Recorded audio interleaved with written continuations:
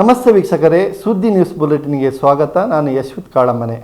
ಸಾಹಿತಿಗಳ ಹುಟ್ಟೂರಿನಲ್ಲಿ ಸಾಹಿತ್ಯ ಲೋಕದ ಅನಾವರಣವಾಗಿದೆ. ಪುಸ್ತಕ ಓದುವ ಹವ್ಯಾಸವೇ ಸಾಹಿತಿಗಳಿಗೆ ಸಲ್ಲಿಸುವ ಕೃತಜ್ಞತೆಯಾಗುವುದು. ಚೊಕ್ಕಾಡಿ ಹೆಸರಿನಲ್ಲಿ ಹಿರಿಯ ಸಾಹಿತಿ ಸುಬ್ರಾಯ ಚೊಕ್ಕಾಡಿ ಅವರ ಮುನಿಸುತ್ತರವೇ ಭಾವಗೀತೆ ಕಣ್ಣ ಮುಂದೆ ಬರುವುದು ಸಹಜವಾಗಿದೆ ಎಂದು ಸುಳ್ಯ ವಿಧಾನಸಭಾ ಕ್ಷೇತ್ರದ ಶಾಸಕಿ ಕುಮಾರಿ ಭಾಗೀರಥಿ ಮುರುಳ್ಯರವರು ಹೇಳಿದರು. ಅಮರಮುಡ್ನೂರಿನ ಕುಕ್ಕುಜರ್ಕದ ಚೊಕ್ಕಾಡಿ ಪ್ರೌಢಶಾಲೆಯ ಸಭಾಂಗಣದ ಡಾಕ್ಟರ್ ಪೈಲೂರು ಗೋಪಾಲಕೃಷ್ಣ ವೇದಿಕೆಯಲ್ಲಿ ತಾಲೂಕು 28ನೇ ಕನ್ನಡ ಸಾಹಿತ್ಯ ಸಮ್ಮೇಳನದಲ್ಲಿ ಬಂಟಮಲೆ ಎಂಬ ಸ್ಮರಣ ಸಂಚಿಕೆಯನ್ನು ಬಿಡುಗಡೆಗೊಳಿಸಿ ಮಾತನಾಡಿದರು. ಸಮ್ಮೇಳನದ ಅಧ್ಯಕ್ಷ ಕೆಆರ್ ತೇಜಕುಮಾರ್ ಬಡ್ಡರ್ಕರ್ ಅವರು ಅಧ್ಯಕ್ಷತೆ ವಹಿಸಿ ಮಾತನಾಡಿದರು. ಸಮ್ಮೇಳನವನ್ನು ದೀಪ ಪ್ರಜ್ವಲಿಸಿ ಹಿರಿಯ ಸಾಹಿತಿಗಳಾದ ಕೆಸಿ ಸುರೇಶ್ ಕಂಜರ್ಪಣೆ ಅವರು ಉದ್ಘಾಟಿಸಿದರು. ಸಾಹಿತ್ಯ ಸಮ್ಮೇಳನದ ಸಂದರ್ಭದಲ್ಲಿ ಹೊರತಂದಿರುವ ಬಂಟಮಲೆ ಸ್ಮರಣ ಸಂಚಿಕೆಯನ್ನು ಶಾಸಕಿ ಕುಮಾರಿ ಭಾಗೀರಥಿ ಮುರುಳ್ಯರವರು ಬಿಡುಗಡೆ ಮಾಡಿದರು. ಅರೆಭಾಷೆ ಸಾಹಿತ್ಯ ಮತ್ತು ಸಂಸ್ಕೃತಿ ಅಕಾಡೆಮಿ ಅಧ್ಯಕ್ಷ ಸದಾನಂದ ಮಾವಾಜಿ ಅವರು, ಸಮ್ಮೇಳನದ ಅಧ್ಯಕ್ಷ ತೇಜಕುಮಾರ್ ಅವರು ಬರೆದ ಮಜಲಿನಾಚೆ, ಮಮತಾ ರವೀಶ್ ಪಡ್ಡಂಬೈಲ್ರವರು ಬರೆದ ಗುಬ್ಬಿದ್ದನಿ ಎಂಬ ಹೊಸ ಕೃತಿಗಳನ್ನು ಬಿಡುಗಡೆ ಮಾಡಿದರು.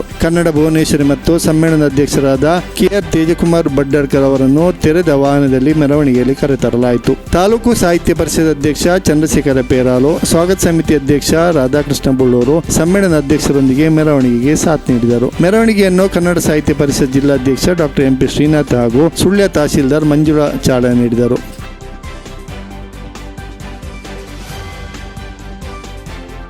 ನವಮಾಸ ಹೊತ್ತು ಮಗು ಪ್ರಪಂಚದ ಮುಖ ನೋಡುವಾಗ ಆಗುವ ಸಂತೋಷದಂತೆ ಕವನ ರಚಿಸಿ ಸಮರ್ಪಿಸಿದಾಗ ಅಂತಹ ಭಾವ ನಮ್ಮದಾಗುತ್ತದೆ. ಕವಿತೆ ಮನದ ಭಾವದ ಜೀವ ಎಂದು ಸಾಹಿತಿ ಹಾಗೂ ಸುಳ್ಯ ಸಾರ್ವಜನಿಕ ಆಸ್ಪತ್ರೆಯ ಸ್ತ್ರೀ ಮತ್ತು ಪ್ರಸೂತಿ ರೋಗ ತಜ್ಞೆ ಡಾಕ್ಟರ್ ಶಾಲಿನಿ ಡಿಎಲ್ ಹೇಳಿದರು. ಅವರು ಕುಕ್ಕುಜರ್ಕೆಯಲ್ಲಿ ನಡೆಯುತ್ತಿರುವ 28ನೇ ಕನ್ನಡ ಸಾಹಿತ್ಯ ಸಮ್ಮೇಳನದ ಕವಿಗೋಷ್ಠಿ ಅಧ್ಯಕ್ಷತೆ ವಹಿಸಿ ಮಾತನಾಡಿದರು. ಕವಿಗಳಾದ ಪರಿಮಳ ಐವರ್ನಾಡು, ಮಮತಾ ಸುಧೀರ್ ಚಿದ್ಗಾಲು, ರೇಣುಕಾ ಆರನವಲಾಗಿ, ಅನುರಾಧ ಶಿವಪ್ರಕಾಶ್, ಮಾನ್ಯಶ್ರೀ ಕೆಎಂ ಪುಳಿಕುಕ್ಕು, ಅಶ್ವಿನಿ ಕೊಡಿಬೈಲು, ಮುಸ್ತಫಾ ಬೆಳ್ಳಾರೆ, ಗಾಯತ್ರಿ ರಾಜೀವ್ ಸ್ನೇಹಗಿರಿ, ಸುಮತಿ ಕೆ ಕಾನತಿಲ, ದೀಪಶ್ರೀ ಅರ್ತಲೆ ಕವನ ವಾಚಿಸಿದರು.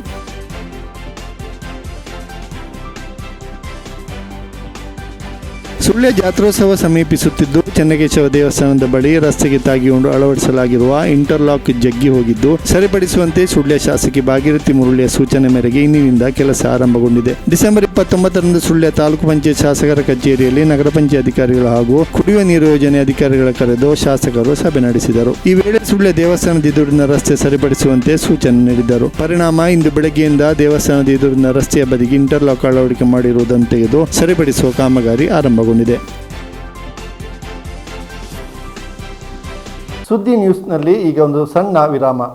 ಪ್ರಿಯ ಭಗವದ್ಭಕ್ತರೇ, ಕಾನತ್ತೂರು ಶ್ರೀ ನಾಲ್ವರ ದೈವಸ್ಥಾನ ಕಳಿಯಾಟ ಮಹೋತ್ಸವ ಇದೇ ಬರುವ ದಿನಾಂಕ 2025 ಡಿಸೆಂಬರ್ 27ರಿಂದ 2026 ಜನವರಿ 1ರ ತನಕ ಕಾನತ್ತೂರು ಶ್ರೀ ನಾಲ್ವರ ದೈವಸ್ಥಾನದಲ್ಲಿ ವರ್ಷಂಪ್ರತಿ ಜರುಗುವ ಕಳಿಯಾಟ ಮಹೋತ್ಸವವು ಜರುಗಲಿರುವುದು. ಕಾರ್ಯಕ್ರಮದ ವಿವರಗಳು: 2025ರ ಡಿಸೆಂಬರ್ 27 ಶನಿವಾರದಂದು ಪೂರ್ವಾಹ್ನ ತಂತ್ರಿವರ್ಯರ ಕರ್ಮಿಕತ್ವದಲ್ಲಿ ಶುದ್ಧಿ ಕಲಶ ಪ್ರಾರ್ಥನೆ, ಸಾಯಂಕಾಲ ದೈವ ಕೋಲಧಾರಿಗಳಿಗೆ ಕರ್ತವ್ಯ ಹಂಚಿಕೆ. 2025 ಡಿಸೆಂಬರ್ 28 ಆದಿತ್ಯವಾರದಂದು ಪೂರ್ವಾಹ್ನ ಕಳರಿ ಅರಮನೆಗಳಲ್ಲಿ ಆನೆ ಚಪ್ಪರ ಏರಿಸುವುದು, ಮೂಲಸ್ಥಾನ ಕಾವಿನಿಂದ ಉತ್ಸವ ನಡೆಯುವ ಅರಮನೆಗೆ ಭಂಡಾರ ಆಗಮನ, ರಾತ್ರಿ ಎಳಿಯೋರ್ ದೈವ ಕಳರಿ ಪಡಿಪುರೆಗೆ ಆಗಮಿಸಿ ನಿರ್ಗಮನ.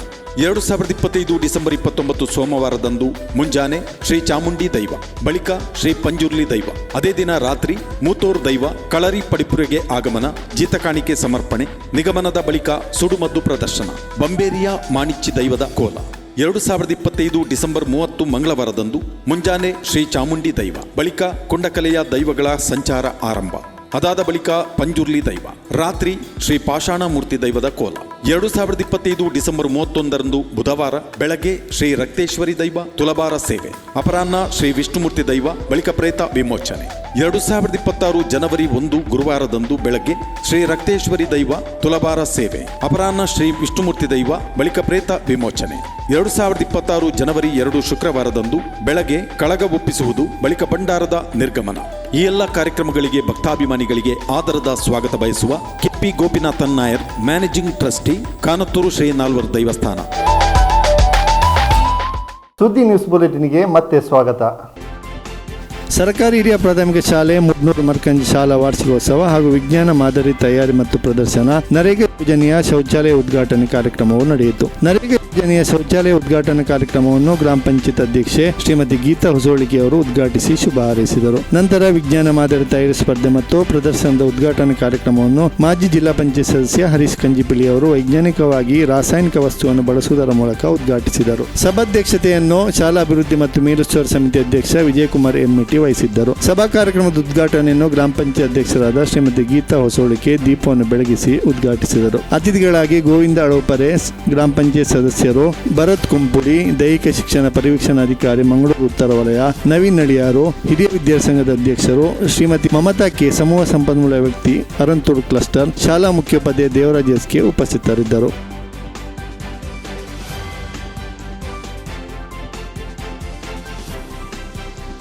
ಗೂಡ್ಸ್ ಲಾರಿಯಲ್ಲಿ ಇಡಲಾಗಿದ್ದ ವಸ್ತು ರಸ್ತೆಯ ಒಂದು ಬದಿಯಿಂದ ಇನ್ನೊಂದು ಬದಿಗೆ ಎತ್ತರದಲ್ಲಿ ಹಾದು ಹೋದ ಕೇಬಲ್ ವೈರಿಗೆ ತಾಗಿದ ಪರಿಣಾಮ ಕೇಬಲ್ ಸುತ್ತಿಕೊಂಡಿದ್ದ ರಸ್ತೆಯ ಎರಡೂ ಬದಿಯ ವಿದ್ಯುತ್ ಕಂಬ ಮುಗಿಚಿ ರಸ್ತೆಗೆ ಬಿದ್ದ ಘಟನೆ ಸಂಭವಿಸಿದೆ. ಅದೃಷ್ಟವಶಾತ್ ಭಾರೀ ಅವಘಡ ಸಂಭವಿಸಿಲ್ಲ.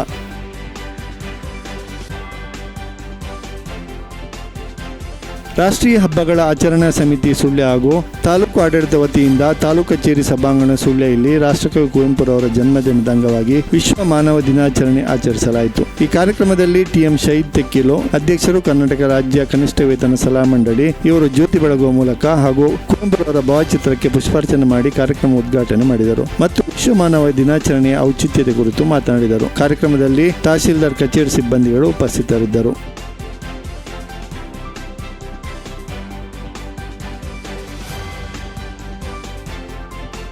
ಪೆರಾಜೆ ಗ್ರಾಮದ ಇಂದಿರಾವಾಸ್ ನಿವಾಸಿ ಪುತ್ತೂರು ಮೆಸ್ಕಾಂ ಉದ್ಯೋಗಿ ಲಲಿತಾರವರು ಹೃದಯಾಘಾತದಿಂದ ನಿಧನರಾದರು.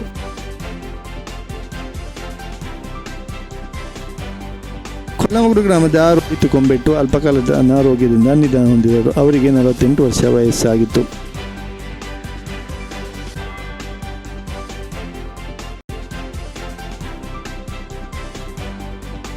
ಸುಬ್ರಹ್ಮಣ್ಯ ಗ್ರಾಮದ ದೇವರಗದ್ದೆ ನಿವಾಸಿ ಮುದರ ಮುಗೇರರ ಪತ್ನಿ ಶ್ರೀಮತಿ ಅಕ್ಕು ಎಂಬುವರು ಅಸೌಖ್ಯದಿಂದ ಸ್ವಗೃಹದಲ್ಲಿ ನಿಧನರಾದರು. ಅವರಿಗೆ 69 ವರ್ಷ ವಯಸ್ಸಾಗಿತ್ತು.